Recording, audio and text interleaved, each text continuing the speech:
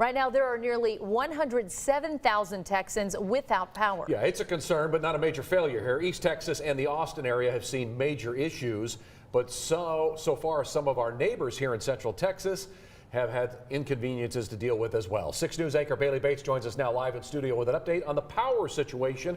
Bailey, what have you found out today?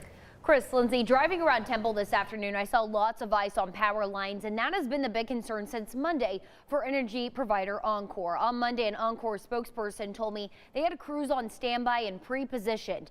Because of the amount of ice Texas has seen so far, all those crews have since been mobilized. There was a group of linemen who are contracted through Oncor working on a transformer issue on Avenue R in Temple earlier this afternoon.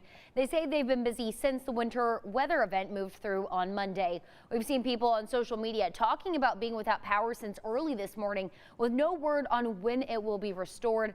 Oncor spokesperson Andy Morgan says that's because of road conditions and the amount of outages they have.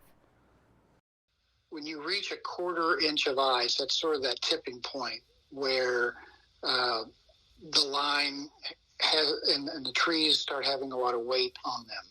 And once it gets to 1/2 inch, then it's even worse. And we're seeing in some parts of your area, we've seen that much ice or more.